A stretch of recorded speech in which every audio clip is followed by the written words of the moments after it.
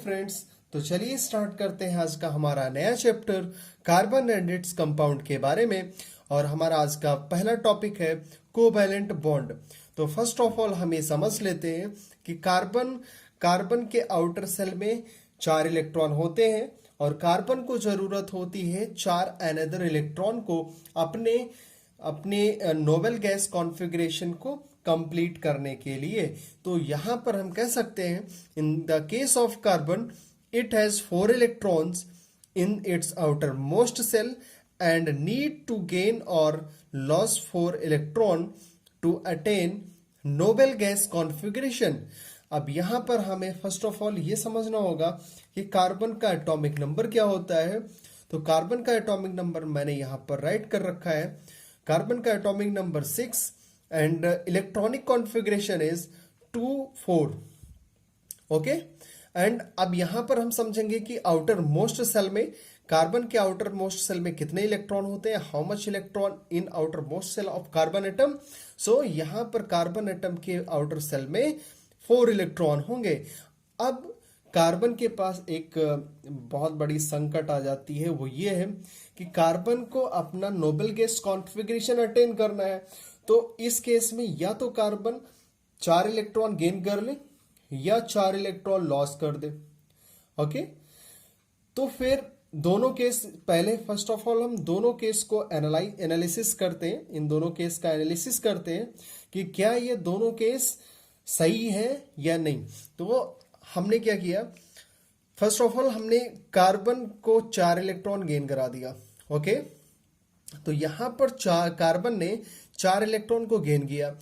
अब जैसे ही कार्बन ने 4 इलेक्ट्रॉन गेन किया तो इसके आउटर सेल में टोटल इलेक्ट्रॉन हो गए 8, यानी कि अब इसको तो अपने नोबल गैस कॉन्फ़िगरेशन अटेन कर लेनी चाहिए। बट यहां पर डिफिकल्टी क्या क्रिएट होती है, वो डिफिकल्टी ये होती है कि कार्बन के पास प्रोटॉन तो 6 है, कार्बन हैज 6 प्रोटॉन और अब इसके पास इलेक्ट्रॉन टोटल हो गए हैं 10। So carbon has 6 proton and 10 electron. तो यहां पर एक डिफिकल्टी ये हो जाती है कि कभी भी 6 प्रोटॉन 10 इलेक्ट्रॉन को बाइंड नहीं कर पाएगा, होल्ड नहीं कर पाएगा। तो ये मेथड आपका गलत हो गया। मींस कार्बन 4 इलेक्ट्रॉन को क्या नहीं करेगा, गेन नहीं करेगा। Okay, so this way is wrong, क्योंकि कार्बन 4 इलेक्ट्रॉन अगर गेन करता है तो इसको 10 लोगों को पकड़ के रखना पड़ेगा। अब चूंकि यहां पर 6 लोग 10 लोगों को पकड़ नहीं सकते, तो यहां पर ये मेथड इनका फ्लॉप हो गया।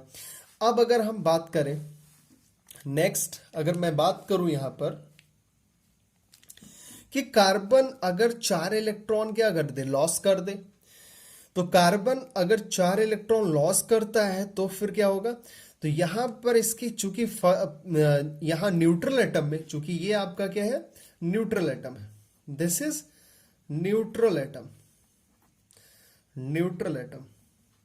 अब न्यूट्रल एटम में तो आप आउटर सेल में 4 इलेक्ट्रॉन है, this is outer shell and outer shell also have 4 electron. अब इसको करना क्या है कि ये 4 इलेक्ट्रॉन इसके पास है, ये आप इसमें से क्या कर दें, लॉस कर दें। और जैसे ही ये 4 इलेक्ट्रॉन लॉस करेगा तो इसके पास ये सबसे बड़ी डिफिकल्टी ये होगी कि यहां पर सबसे ज्यादा एनर्जी इसको रिक्वायर होगी इलेक्ट्रॉन को लॉस करने में। Means large amount of energy required for loss it's electron. तो यहां पर इसके पास चार्ज आ जाएगा +4 का, और यहां हमें पता है कि अभी फिलहाल के लिए इसके पास 6 प्रोटॉन है, और अगर जैसे ही ये 4 इलेक्ट्रॉन अपना लॉस करेगा तो इसके पास जो इलेक्ट्रॉन होंगे वो बचेंगे 2 इलेक्ट्रॉन। तो हमें ये चीज बहुत ही अच्छे से पता होनी चाहिए कि 6 प्रोटॉन 2 इलेक्ट्रॉन को तो बहुत अच्छे से बाइंड करेगा ही, होल्ड करेगा ही, 3 को भी कर सकता है, 4 को भी कर सकता है।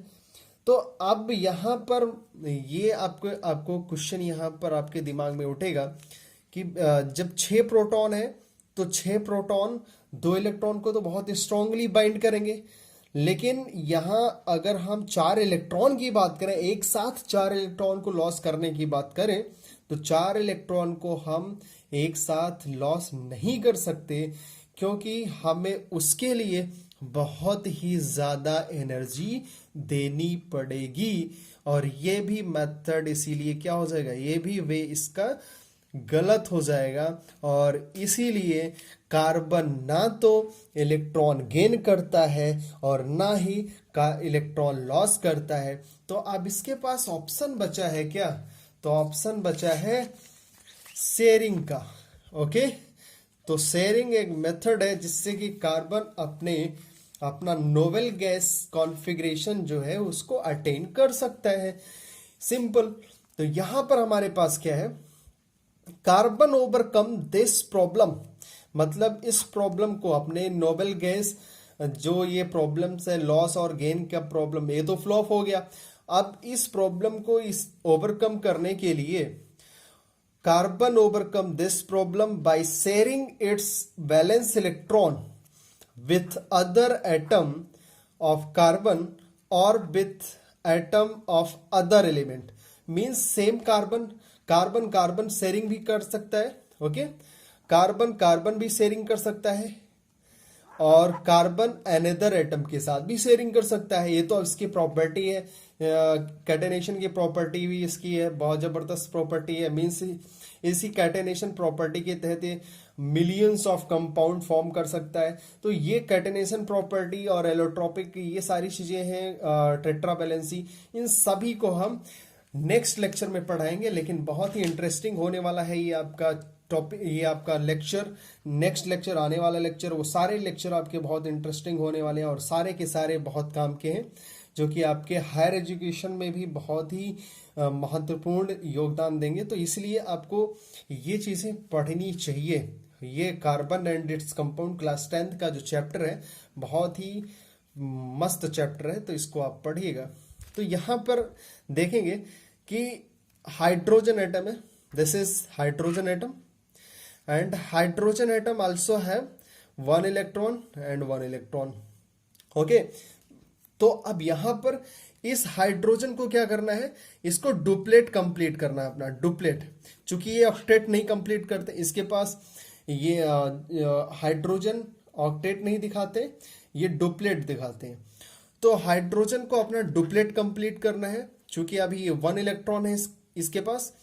तो अब क्या करेंगे, दोनों एटम आपस में शेयर करेंगे और इन दोनों के पास अपना क्या हो जाएगा, इनके पास भी अपना दो इलेक्ट्रॉन और इस हाइड्रोजन के पास भी अपना दो इलेक्ट्रॉन हो जाएगा। तो इन दोनों हाइड्रोजन का अपना डुप्लेट कंप्लीट हो जाएगा, राइट।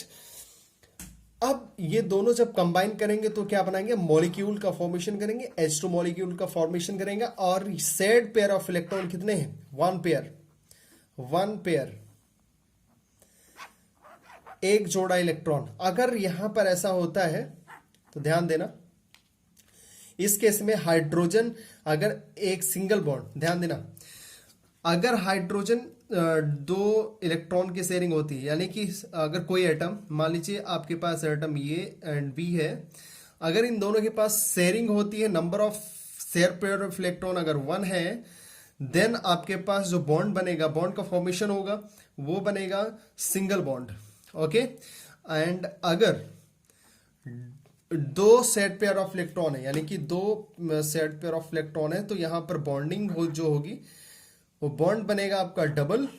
और three set pair of electron पे, three set pair of electron पर आपका जो बॉन्ड बनेगा वो क्या बनेगा, थ्री। तो ये चीज ध्यान रखना, अगर वन पेयर ऑफ इलेक्ट्रॉन है, one set pair of electron है, then number of bond one.